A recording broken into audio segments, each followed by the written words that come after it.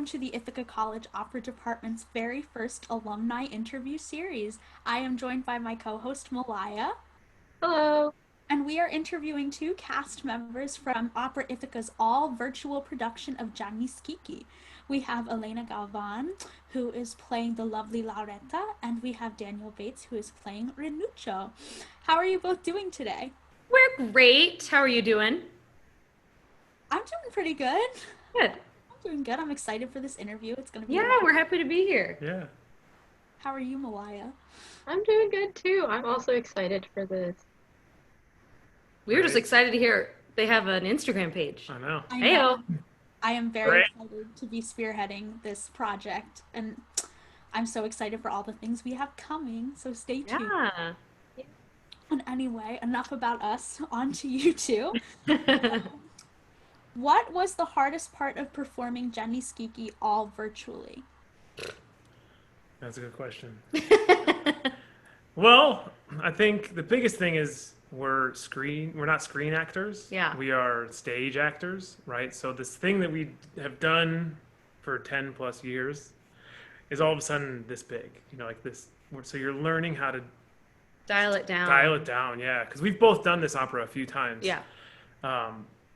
And it's, there's all these huge, crazy reactions that you get as a character, and finding how to keep it really real at this scale is really It's interesting. a different kind of art. So we got a little movie star action going on with our training, but also just missing having the people there in the room making music. Right. That is always the weirdest thing for doing anything virtual, because we are fortunate because we're in the same house and we can sing with each other and it's kind of like normal.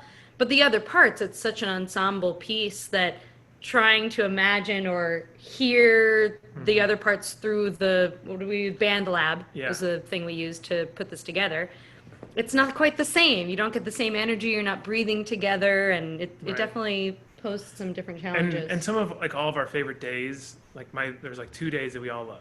It's real. Day one, which is when you show up and you sing through, and everybody finally, the cast is like, oh, this is who we get to work with for the next 3 weeks, right? 3 weeks normally, which is what rehearsals are at companies. And then there's its probe, It's right? proba. When you finally, after all this time you've spent singing together with the piano, you finally get the rest of the pieces put together, and we get to hear the orchestra and put it all together there. And in this situation, we didn't have any of Yeah. that. So we've heard the basic track of what's been put together for the whole show, but we didn't really hear everybody. Or see it. Or see, yeah, we we haven't- keep joking that we're like one of those Marvel movie stars where like everything's green screen and you don't really see what the final product is until you see it. Right. So we're also excited to see it on October 9th. Yeah.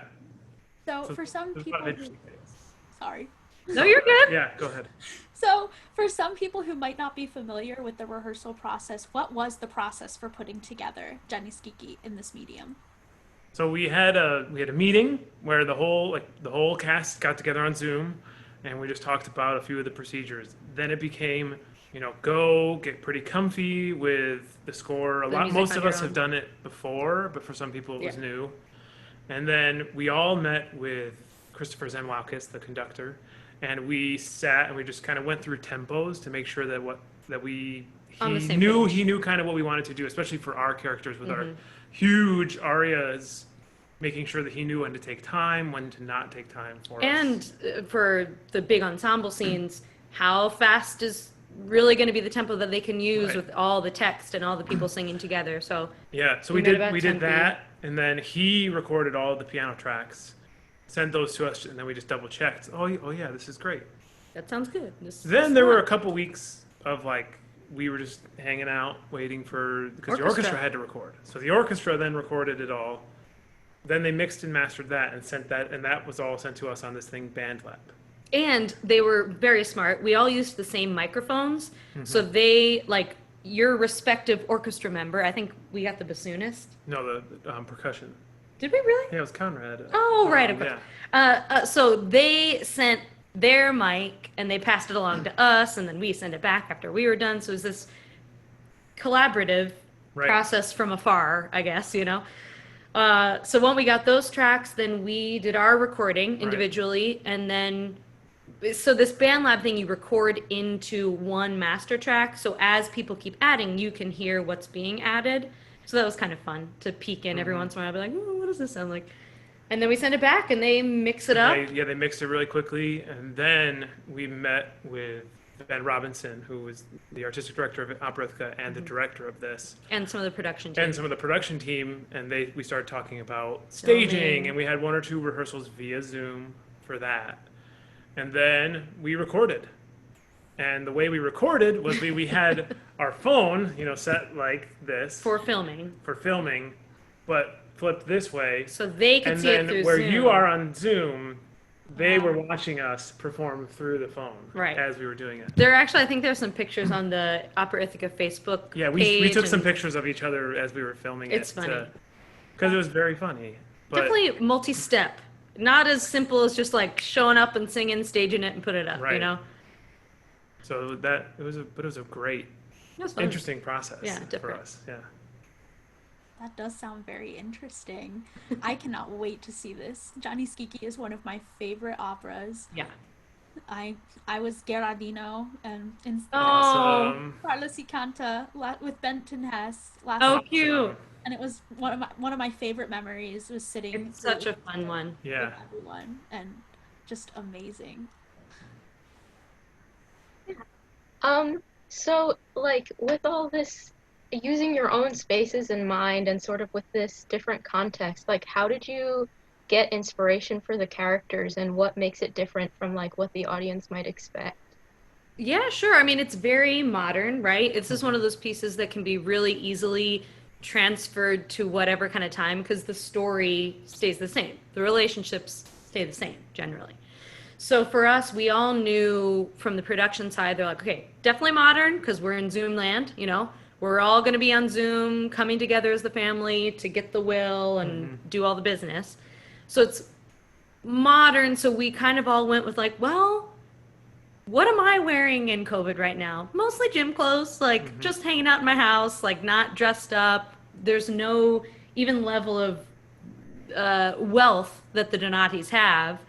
Yes, they're not going to be totally done up like they would be if they were gathering in person, maybe a little different. Some characters are a little stuffier than others, so they have stuff staged around and look very nice. Others are kind of just like, all right, they throw their phone on and it's good to go. So it definitely, I don't know, it's funny to see all the other people, Right. all the other characters come together. But then also for us, like I'm sure you both have had like family gatherings via Zoom, large extended family gatherings. We drew some inspiration from some of our personal experiences with that, right? Where like, we all have that aunt or uncle who like can't function on the thing. They don't know how to mute themselves. They don't. So obviously we're not able to do this type recording. So you just have to you begin picturing those events happening and Yeah. just remembering that as you say this line, it's to Zita who's older and she's probably not fluent with Zoom and her computer and her all these other things, which is really fun to play in this context. Yeah. And then for our characters, I mean, the love story is easy. That remains the same no matter where you put it, Two Yeah. young people who want to be together but can't. That's always easy to play. Great. Our life. So this one's a little deep, but where do you see the future of performing arts going as we continue our journey through this year? That's a great question. Yeah, man. I think it will never be replaced. Correct. I think that it's important that people know that especially with opera and nonprofit things, like what we do matters, and we have to continue to convey that to people, right? Because we are asking for government funding, we're asking for private funding from individuals and corporations. So we need to be thinking that like that background is important. Well, and the arts have And- made it through, and opera specifically has made it through Tons so of much them. time. Yeah. You know what I mean? There's all these stories so of, many of disasters Rossini in Paris, fleeing Paris during Right. some of the plagues and things that would go around, and Like it just happened a lot. But we as artists just need to keep it alive. Yeah. You know, Because the love will be there. The biggest thing is safety for singers now. and audiences, and luckily we're seeing great things over in Europe. They're already back at it at a lot of places. So it's just going to be a matter of time, hopefully, if and we can all work together. There is a way to do it right now. There is a way to do it safely. It's just, our Non-traditional. country, hasn't been having the greatest leadership in that realm. We'll stop there Let's not with go that. political. We'll stop there with that. But there is a way to do this thing. And there is a way to do it right now. And this is one of the ways, right? So we as creatives and as, props to Opera Ithaca and Ben for Yeah. this idea. This is the way to keep performing arts going right now. At least to give us our taste, so we're not totally forgetting it, not totally missing it. Right. And But more will nothing come. nothing will replace hearing the human voice live. Yeah. At all. It's impossible. It just listening to recorded voice not the is same. not the same. So it'll be back. But this is a nice little, I don't know, a teaser. Yes. Tide us over until we can be back in person. I am very much looking forward to the day we can all sing on stage again, together again. Like right now, Malaya and I are both in the Ithaca College Treble Chorale, and we're recording a bunch of different pieces over on a software called Soundtrap, and it's Yep. as beautiful as everyone sounds and as great as Soundtrap is. It's just not the same as entering the rehearsal room at 9:50 in the morning and seeing Sure. a bunch of cheerful faces. So very true.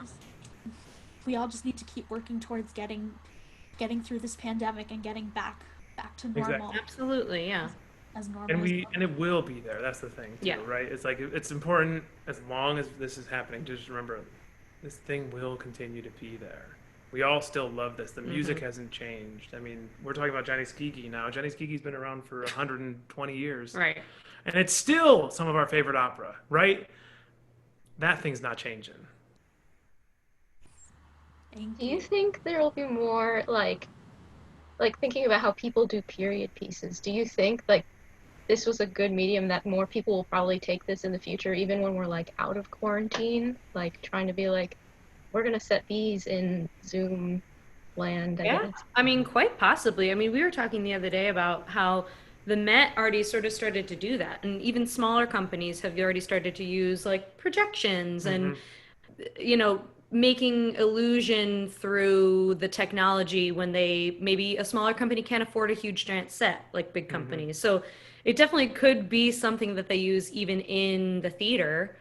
I don't know. It's going to be interesting to see what people do. I feel like this has kind of expanded everybody's idea of what production can involve, I hope that this appeals to a broader audience because Yeah. I think that there's in thinking of what people think of opera, like stuffy, you have to pay a lot of money to go to see this thing in a theater. This is the barrier to entry here is very little. Yeah. It's like click open your computer, throw it up on a TV, whatever you need, right? It's right there, easily accessible at your house. So hopefully we're hoping more people will be more enticed when things are actually Exactly. open to come into the theater. Because all opera companies, this is always so funny because we hear this all the time, like, oh, it's too expensive. Blah, blah, blah. Well, yeah, if you want a private box, sure, you're going to pay more. Yeah, if you want to sit right behind the maestro, sure, you're going to pay $250, Yeah. $300 to But sit there are at most A houses at the Met. The Met, There you are can go $15 $15. standing tickets. There are ways to go that's not going to break the bank. Right. So the hope is that this type thing can continue to happen occasionally and that companies use this as a way to reach a larger audience. Yeah. Because again, I mean, even at the Met, they can't get everybody in the city Right. there. Even in Manhattan, 8 million people, they can't see 8 million people a season. Right. So there's a way to reach a huge audience.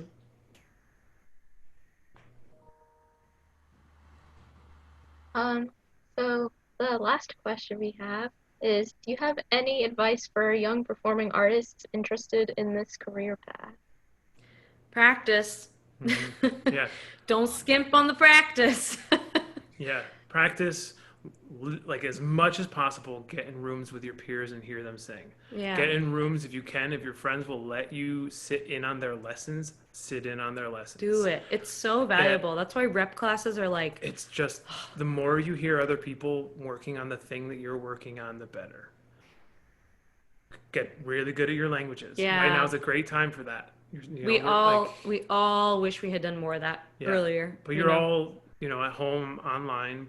Plug into a online random class for Italian and then practice. Call your friends and practice over Zoom and get comfy with those.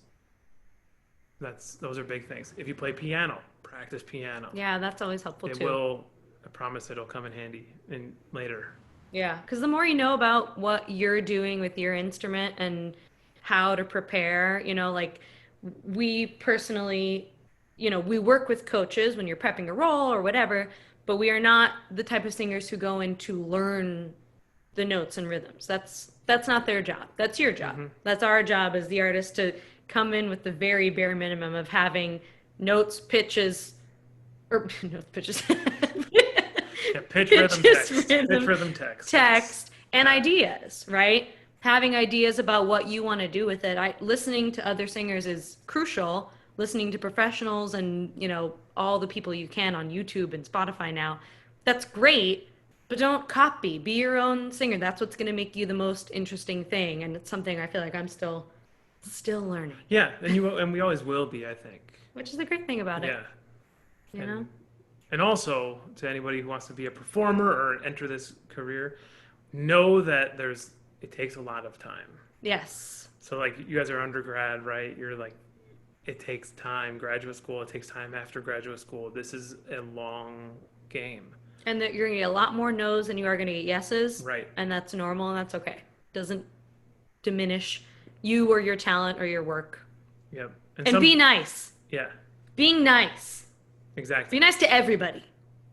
Because there's just no excuse for not anymore. And especially now, too. Like, you don't know where any of your peers are going to end up. Right. Like, it's a great program, and people end up everywhere. They'll be administrators at a company you're singing for. They're going to be the coaches. They're going to be the conductors. You never know where they're going to end up. And being nice is nice. Being nice is good, yeah. Absolutely. Well, Elena and Daniel, thank you so much for coming to interview with me and Malaya today. We were so happy to have you. And to all of our viewers, be sure to look out for Opera Ithaca's production of Janiksi, which will be released on October 9th. Thank you so much for coming in today. Thank you. Of Thanks course, for having thank us. you. Thank you.